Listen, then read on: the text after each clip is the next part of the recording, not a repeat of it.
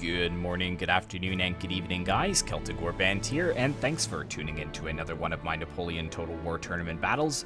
This is the fourth series of battles in round one, so that means that after we've watched these series of battles, it will be halfway through round one, so we just have 4 more video series to go, and then round one will be completed. So we did see in the previous episodes that Red Celt had won his battles. We have Raji, who has also come out on top, and Red Sword, which we saw just in the last episode. So now it's time for Tattoos and Welding versus Mars God of War. So let's take a look at their battles. Alright guys, welcome to the battlefield, and this battle is starting off right away with a very aggressive push by Tattoos and Welding, who's playing as France, going after the 6-pounder foot artillery on both flanks. You can see he's also coming in on this side against the 6-pounder foot artillery of Mars God of War, charging right in there. So well done to Tattoos and Welding getting some early harass off. We do have the Lancers of Prussia very close at hand, and I believe we do have the Lancers on this side that are going to try and catch the Empress Dragoons and the Regiment of Hussars, or the Hussar Regiment. Apologies about the sound, I don't know why, but it seems like the sound isn't really activating for this battle, so I don't know if it's a little glitch there. As far as like the battle sounds of them like charging in and fighting. Looks like the general, Mars God of War's general, is pushing over to this flank as well to help give him the edge against the French cavalry over here as well. It's a pretty even fight, I would say. We've got the Prussian Lancers here and the French Cuirassiers. So I think the Lancers probably had a better charge, but this heavy cavalry should be able to hold its own in melee for now. Looks like Mars God of War is bringing over some musketeers, but let's take a look at his army as a whole. So he did have the 2 units of Lancers and the 1 unit of Lützow's Freikorps, plus his general. He's also got 5 units of musketeers and 4 units of Prussian Fusiliers, a very glorious army indeed. He did have 2 units of cannon, but those 2 units of cannon are gone, unfortunately. Looking at Tattoos and Welding's forces, he's got 1 unit of Voltigeurs, which is a light infantry unit. He's also got the 8-pounder foot artillery on this flank and a 6-inch howitzer. On this side, he's also got 2 units of Grenadiers of the line, 1 on either flank, and his main infantry moving up in the center, he has 5 units of Fusiliers of the line. And of course, we do have the General Staff way back in reserve. So let's see what's going to happen here, because it looks like Mars God of War was successful in eliminating all of the French cavalry. So I think, yeah, he still has 2 units of Lancers, he still has his Freikorps and his general as well. Looks like the Musketeers are pulling back into line. Now, the French light infantry here could get some early harass off, but I'm already worried concerning Tattoos and Welding's limited infantry line. He does have artillery, though, which is good. And going back to the sound issue, I'm wondering if they didn't have, like, the... I know in some Total War games, if you have, like, the locked zoom on the battle, then obviously it wouldn't record the sounds on his side of the battle if they were too far. So I don't know. I don't know if that has anything to do with it.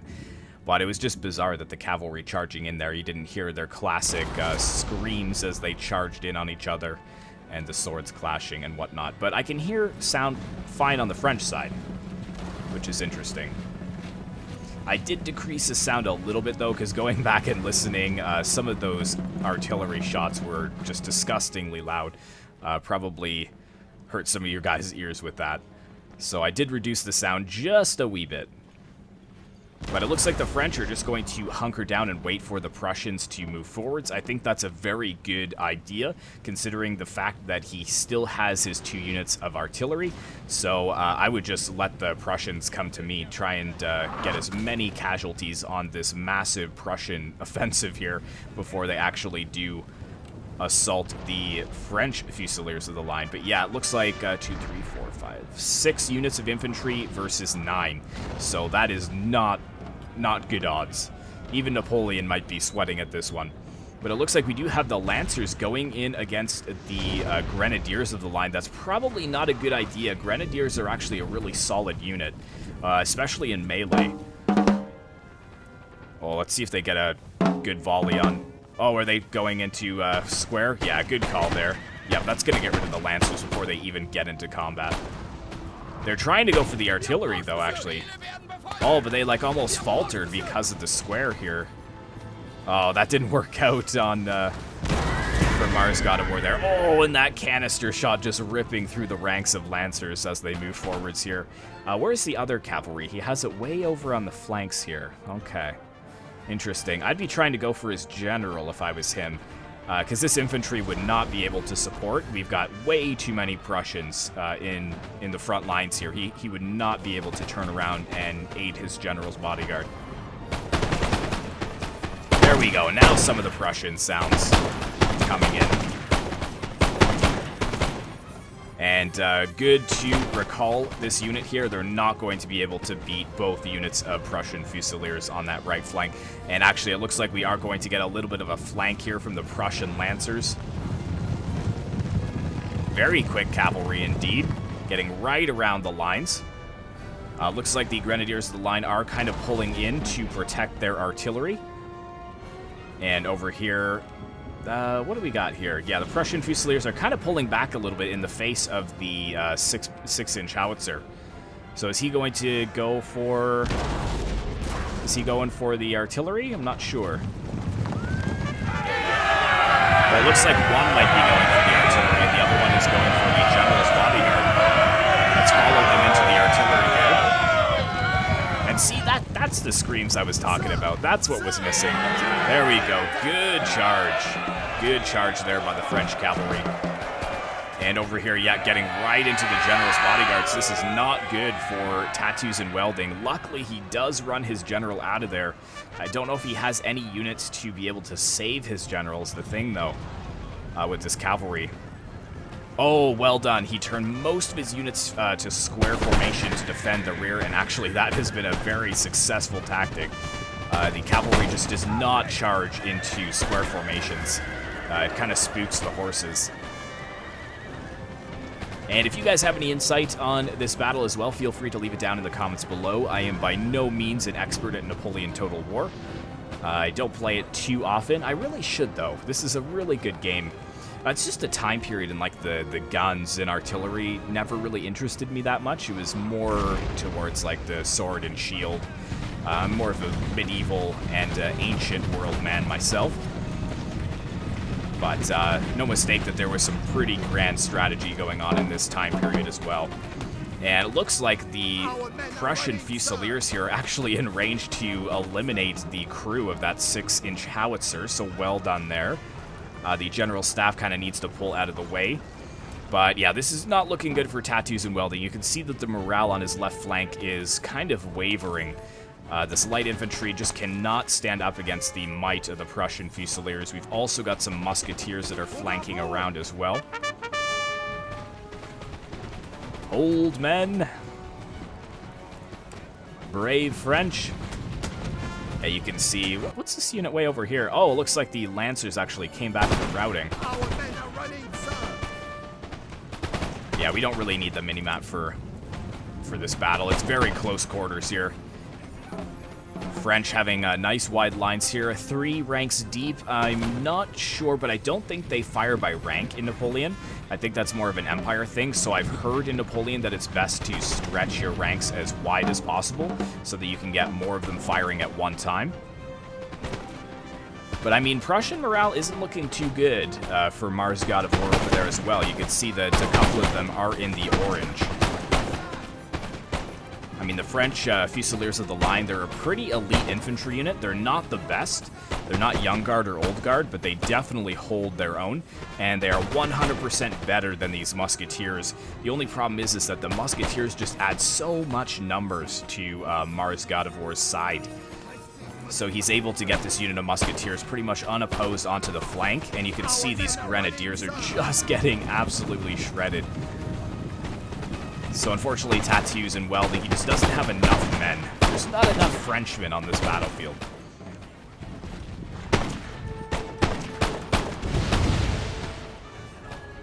You can see the French general starting to get a little bit worried, I think, over on that flank. So how many units do we got here? We got 3 units of the Fusiliers. Looks like they're kind of in light infantry formations. And then we've got supporting of 5 units of musketeers, basically. Oh, looks like we've actually got some grenadiers of the line charging in over on this flank, but we've got a counter charge from the Prussian Fusiliers, and that has broken them. It's funny, they actually they look almost alike as far as their uniforms go.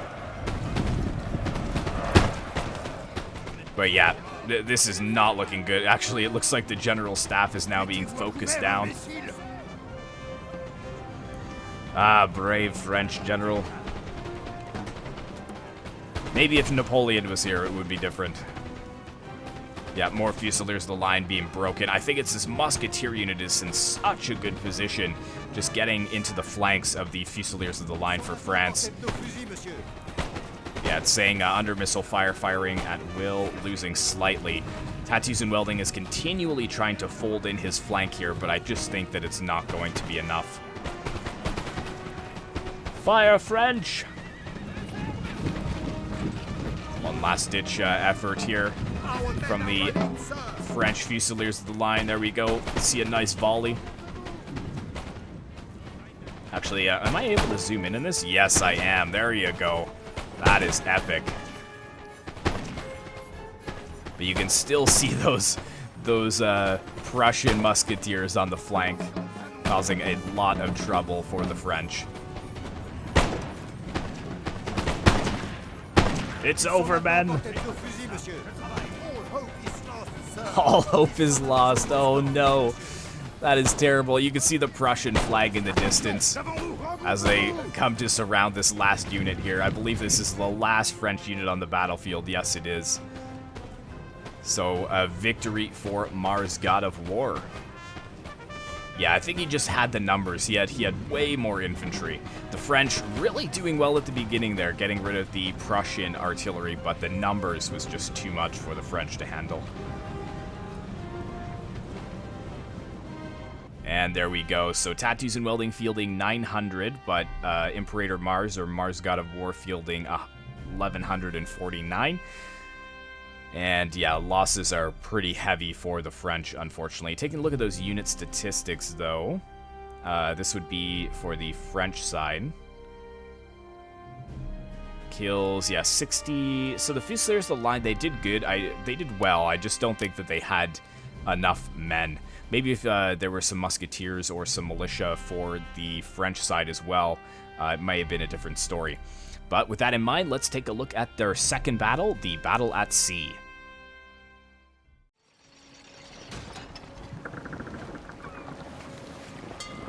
Alright guys, welcome to the second battle between Mars God of War and Tattoos and Welding. Mars God of War is playing as Great Britain, and we are looking at his general or his admiral's flagship right here, the Magnificent, the 106 gun first rate.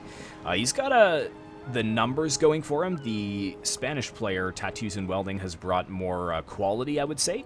And Mars God of War, although he does have some quality, like this 106 gun first rate, he's brought a lot of smaller ships as well. But he does have a couple of rocket ships, the Fox and the Edinburgh. And then he's got some small 38 gun fifth rates. We've got the Surprise, the St. Albans, and the Sirius, which is a carronade frigate. And thanks to Red Kelp for explaining what a carronade was in the last battles in the comments section down below. He's also got some pretty massive ones here, the Exeter and the Vengeance, which are both 106 gun first rates. So he's got 3 of those first rates. And we've already got the rocket ship firing down onto the Spanish here. They brought some pretty big ships. We've got the Rayo, which is an 80 gun ship of the line. Then he's got some 74 gun ships of the line, the Paleo and the Conde de Tolosa. He's brought 1 bomb catch as well, the San Hermenegildo. That was absolutely terrible. Let me try again. Let me see. San Hermenegildo, I believe. Something like that. Anyways, the bomb catch is firing, and the 2 largest ships are on this side. We've got the San Lazaro, which is an 80 gun, and the Santissima Trinidad, which is a 140 gun ship. Very, very large. I think it's one of a kind, because I think the largest British ships are 106, and this is 140, so it's huge, absolutely huge. We've actually got the rocket ships that are from the Great British Fleet firing down onto the bomb catch of Spain.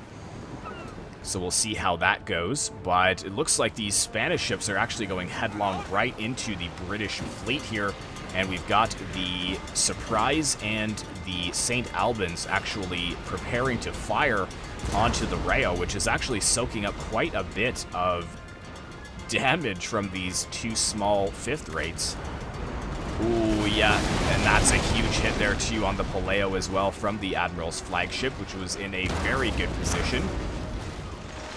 Mars God of War was able to get into a good position early on for that. That was a huge hit, though, on that small ship. Killing a few crew members and also eliminating 4 of their cannons.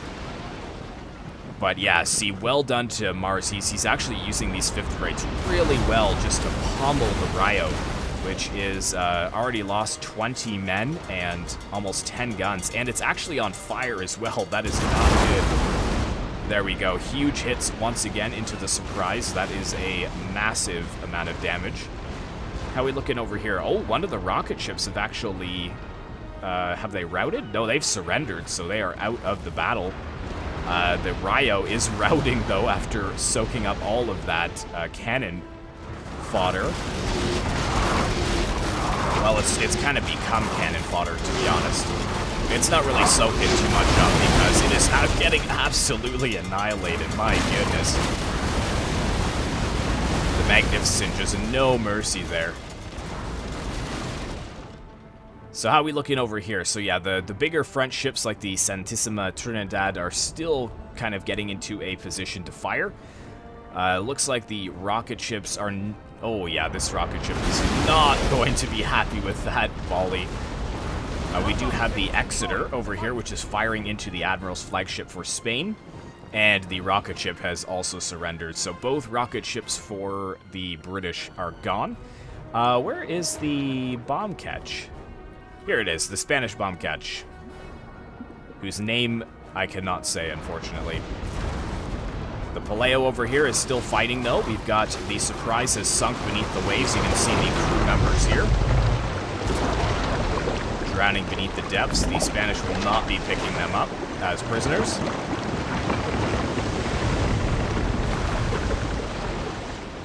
But yeah, this ship is just getting absolutely destroyed, the Rayo. There we go. Good volleys there by the Conde de Tolosa into the Sirius. And good broadside hits there onto the St. Albans as well. If you can get rid of these annoying fifth rates, his larger ships may be able to single out the British ships. But Mars God of War is doing really well to keep his large 106 gun ships close by. What do we got here, though? The Conde de Tolosa is trying to line up for a broadside shot, I think, on the Admiral. Good shots there by the Santissima Trinidad. Almost 400 men to crew that ship. That's absolutely insane. And I think this poor rocket ship here is going to be caught in the crossfire of these two great vessels here.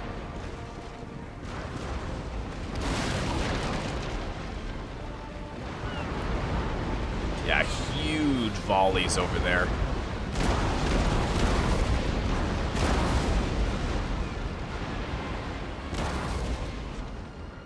So let's take a bird's eye view, and actually we can let you guys have the mini map here. So yeah, the Spanish ships are kind of all caught in the center, and we've got the British ships mostly on the outer ring, I would say. We've got the Vengeance over here, the Magnificent trying to grab the Conde de Tolosa, and we've got the Exeter. I'm not sure what they're going for. Looks like they're going for the San Lazaro, but this ship is really slow in getting into the engagement. The Palaeo, I think it was really distracted by the fifth rates, which is a bit of a concern because one of your valuable ships is not really lending aid against these massive British warships here. Still 90 out of 106 guns. This is lining up for a disgusting shot. Yeah, there we go. Tried to zoom in, but I probably shouldn't have with the camera shake there. Are they going to be able to get a volley, though, the Spanish, in return? Doesn't look like they are, and even if they do, he's turned it kind of away from the broadside, so even if it unleashed its full volley, only a few would hit into the backs of the back of the ships. San Lazaro is still going strong. The Santísima Trinidad has kind of been going 1v1 against the Exeter, I would say. The Sirius is routing, but it could come back. It's also on fire, too, which is a little bit concerning. Not sure if that's good. Yeah, it's surrendered. That's what I thought. I didn't think that it would be able to come back. And it is on fire as well.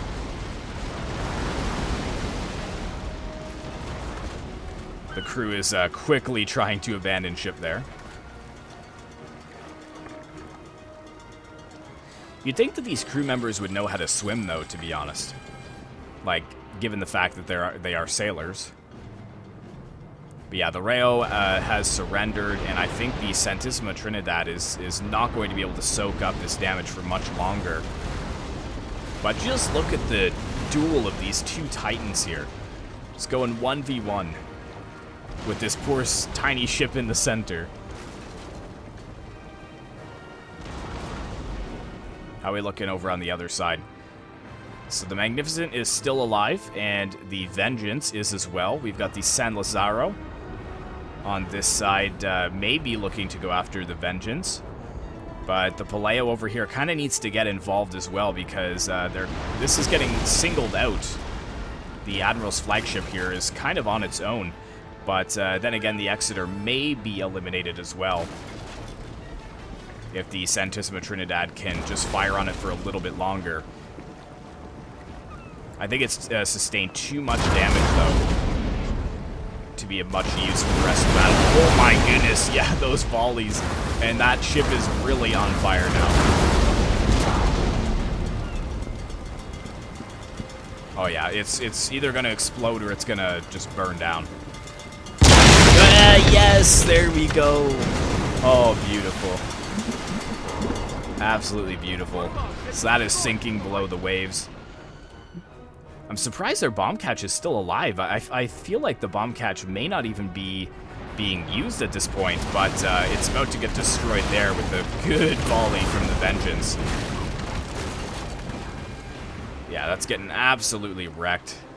They've got 7 out of 14 cannons, though. I think that... oh, yeah, they've still got one of their mortars working as well. But unfortunately, it is routing at this point. I mean, it's still a pretty close battle according to the balance of power, though. However, unfortunately, the Spanish Admiral is routing. But not before taking the Exeter down with it. Well done. Well done. So what are we left with here? We've got the Magnificent, we've got the Vengeance versus the Palaio and the San Lazaro. And actually, we've also got the St. Albions, which has returned from routing, and the Santísima Trinidad has also returned. But it's not going to be able to get here in time, I think, and the Magnificent is going to be able to get some good volleys on the San Lazaro. Actually, the Admiral's flagship looks like it's almost at full health, so I'm not sure if he had some time to repair. But that's going to be tough for the Santísima Trinidad to take down. Because, yeah, they're a little bit battered.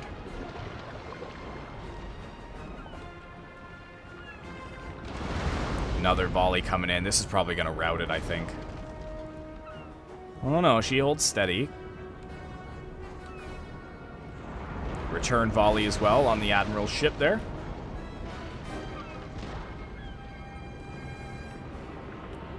Oh, they should have... Tattoos and Welding may not have noticed the ship over here. I mean, it's wavering. Just one volley here. And oh, maybe he is firing at it. Yes, he is. Excellent. Well done. Yeah, that should surely rout this. Really? It's holding strong. Well done. I mean, it's only got 80 guns left, so depending on how many per side, it's got a maximum of 40, I would say, per side. This side actually looks less damaged than this side, though. You could just see that the whole deck has been completely open. There we go. That's done it. So the St. Albans is routing. And how are we looking over here? The Paleo has routed, unfortunately. And we've got the San Lazaro, which is kind of all alone here against Mars's two bigger ships, the Vengeance and the Magnificent. And they've properly routed now, so I'm not sure if they're even going to come back.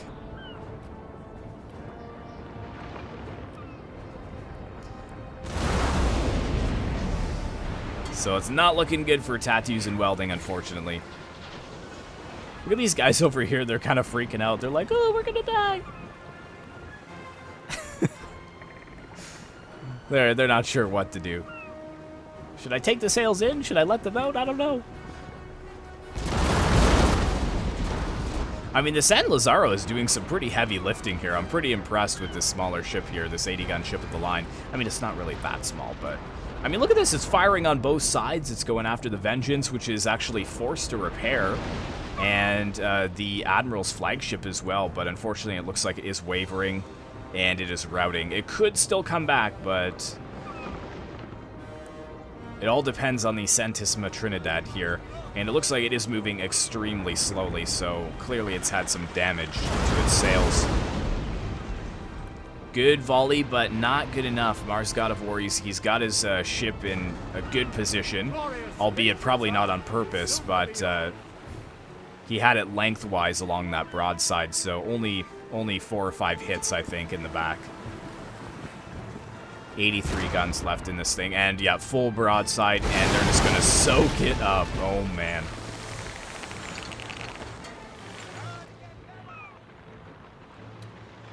This thing's still sinking below the waves here very slowly. The Exeter going down to a watery grave.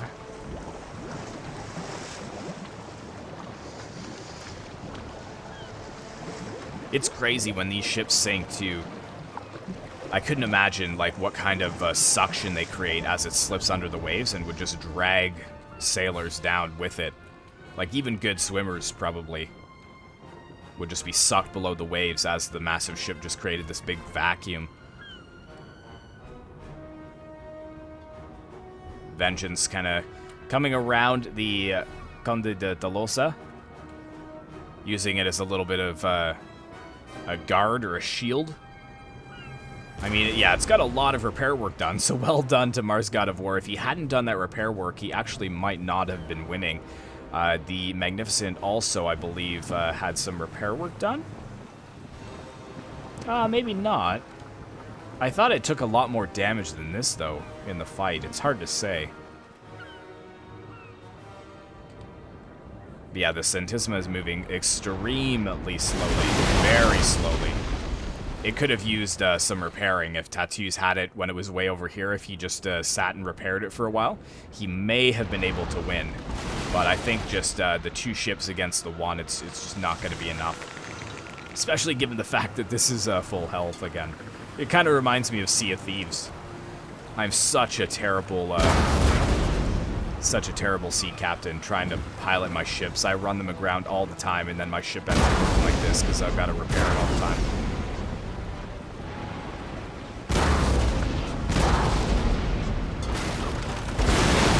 Comes a volley, but kind of a half-hearted volley. The Santissima's almost out of steam. I wish you were able to follow ships like in Rome 2 and Attila. I know that that didn't happen until the newer games, but it'd be pretty cool if you could just press insert and then follow this one ship. Come on, Santissima, I believe in you. Oh. Yeah, they're concerned about the hull damage, you think? I mean, the ship's pretty much see-through at this point.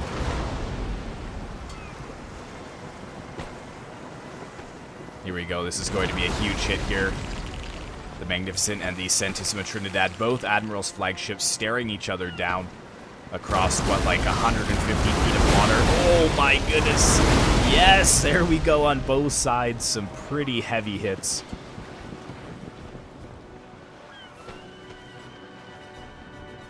Yeah, the Santissima Trinidad is pretty damaged. It's down to 65 guns. The smaller Magnificent is just a little bit faster to turn. And actually, they may come in on both sides. That would be totally Pirates of the Caribbean, like when the East India Trading Company... Oh, okay, never mind. I was going to say when the East India Trading Company's vessel just moves in between, and then Davy Jones' ship and the other pirate ship just come up on either side and just pummel it from both sides. But there we go. So it looks like Emperor Mars, or Mars God of War as he's known in the Discord, will move on to round 2. And unfortunately, Tattoos and Welding is eliminated. But thank you so much for joining, Tattoos. If you are watching, it was well fought. Kills, yeah, the Exeter doing really well. 113 kills there. 108 by the Magnificent. I think those were the last 2 ships alive. But 147 with the Vengeance as well. So well done. And that is it for today's... it's not really an episode. That's it for today's video, I would say. Thank you so much for watching, guys. I really hope you are enjoying this tournament as much as I am. Be sure to like, comment, and subscribe if you'd like to see more content like this in the future. And I will see you in the next one.